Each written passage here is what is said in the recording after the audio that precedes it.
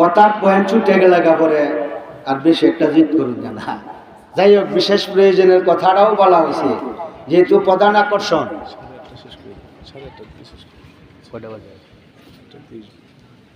প্রধান আকর্ষণ আয়সা করছে, ইনশাল্লাহ সকলেই আকর্ষণের প্রতি আকর্ষণ করেন। এটা হলো আকর্ষণ পর্যন্তই শেষ, আর কিন্তু গুরুত্ব কোনো কিছু হবে না। আল্লাহ বলছে, ইয়া আইয়ুহাল্লাযীনা আমানু কু আনফুসাকুম ওয়া আহলিকুম নারা। বলেন আলহামদুলিল্লাহ। কি মনে করেন আল্লাহ কি বলছে? এই আয়াতটা আমি বলছি, এটার অর্থটা হইলো তুমি কি করো।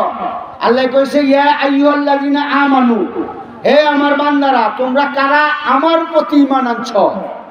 কার প্রতি? আল্লাহর প্রতি যারা ঈমান আনছে তাদেরকে বলছে, যারা ঈমান আনে নাই তারা আল্লাহ কিছুই বলে নাই। যেমন ইহুদি, খ্রিস্টান, নাসারা, বৌদ্ধ ধর্ম এবং মুসলমানের মধ্যে আছে বেঈমান, বাটপার, সুর, নাকি বিভিন্ন ধরনের লোক আছে না, এই সমস্ত লোকেরা বলছে যে তোমরা কোনো সমস্যা নাই, যারা আমার প্রতি ঈমান আছে তাদের প্রতি হইল সমস্যা। কারণ তোমরা কি করো, আগে তুমি নিজে বাঁচো। কেন বাঁচো? আগে তুমি নিজে বাঁচো, হইল ফরজ, এবং তোমার পরিবার পরিজনকে বাঁচাও, এটা হইল ফরজ। আর এবং তোমার আহেল আওলাদকে বাঁচাও, এইটা হইল ফরজ। আর আমি কুষ্টিয়াকে ইসলাম প্রচার করবাম, এটা আমার জন্য ফরজ না। এটা হলো কি? ব্যবসা। এটা কি? এটা হলো ব্যবসা। ব্যবসা করা জায়েজ আছে, আল্লাহ কইছে ব্যবসা করো, সমস্যা নাই, কিন্তু পরকালের জন্য কিছুই নাই। মানে আমরা তো এলাকার মোল্লা যদি কিছু বয়ান দেয়, এই সর্বনাশ, এই বেটা কি জানে, এই বেটা পাড়া যেতাম না। দূরের বেটা যদি কোনো কিছু নাও জানে, ডিগ্রি বেশায় বেশায় দেয়, কিন্তু বেহই রায় মধ্যে অগ্রসর। কারণ টাকা হইলো 50, 70, 80, 1 লাখ। এটার মধ্যে বেটা না ইয়ে দেয়, আয়াত নিয়ে নিয়ে করবো, কিন্তু ফরজটা বলবে না। কিন্তু ফরজটা করবো, ফরজটা কিন্তু কইতো না।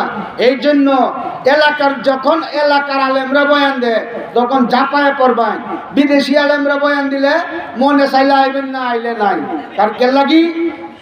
এটা হলো ব্যবসা, এরা পরকালে কোনো কাজে আসবে না।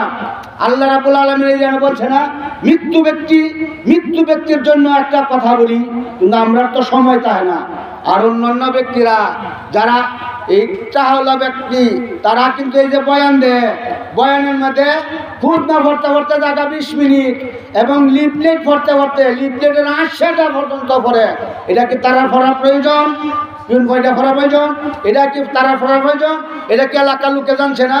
সব জানছে, কিন্তু সময় মেনটেন, কারণ অনেক সময় দেওয়া হয়, এই সময়টুকু অন্য কাজে লাগায়। আমার পয়েন্টে 5 মিনিট খুতবা করিয়া, 5 মিনিট খুতবা করিয়া ডাইরেক্ট পয়েন্টের মধ্যে যাইয়া, বাস যদি আমি কুলাইতে না পারি তাহলে 40 মিনিট 50 মিনিট করিয়া বলে বক্তা আমি আরেকজন, বাস আমি শেষ করে দিলাম, সমস্যা হইব? কি করুন? লিফলেট যদি পড়লে আর যে এই খুতবা পড়লে কেউ লাভ হইব? আমার মানে আরবি পড়তে থাকলে মস্ত আরবি, কোনো প্রবলেম নাই। আর কোরআন হাদিস বললে এটার মধ্যে কিন্তু লাভ আছে। একটা হাদিস যদি আপনি পড়েন এবং শুনেন, এটা 700 রাকাত নফল নামাজ পড়লে যে সওয়াব, এই সওয়াবটা প্রত্যেকের আমল নামাতে দেওয়া হবে। কিন্তু আমরা তো বুঝি না, আমরা বুঝি কি, আরে প্রধান বক্তা কেলা, কি কোন প্রধান বক্তা কেলা, এই বেটার কথা শুনবা, এলাকার লোকের কথা শুনতাম না।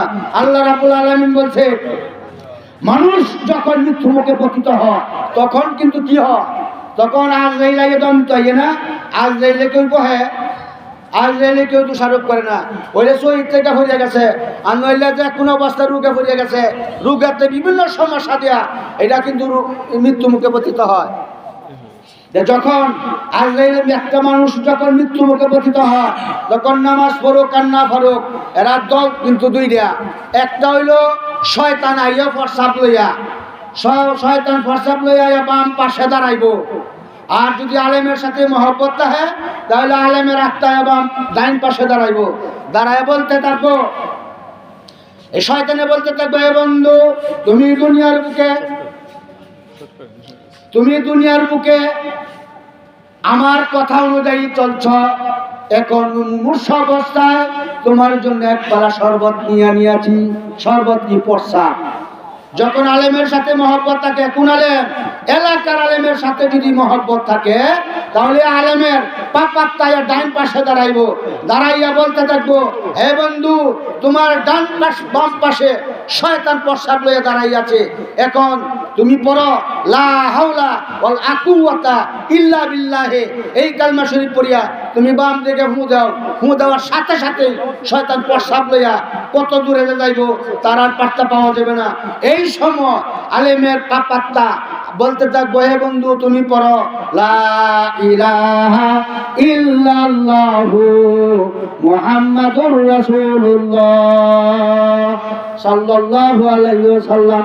কোন মোল্লা কামে লাগলো? এলাকার না বিদেশি? কি কর এলাকার মোল্লা না বিদেশি লোকা? এই জন্য আমার এলাকার আলেমের কথা বেশি বেশি শুনবেন।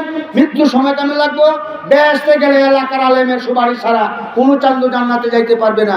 যাই হোক, সময় আমার সংক্ষিপ্ত, কথা বলতে পারি না। আমি কিন্তু হক কথা কইছি, আপনারা বুঝবেন, এটা ক্যালকুলেশন করবেন। এটা কথাটা বলছে হাসান আমিসা বলছে। আলহামদুলিল্লাহ রাব্বিল আলামিন।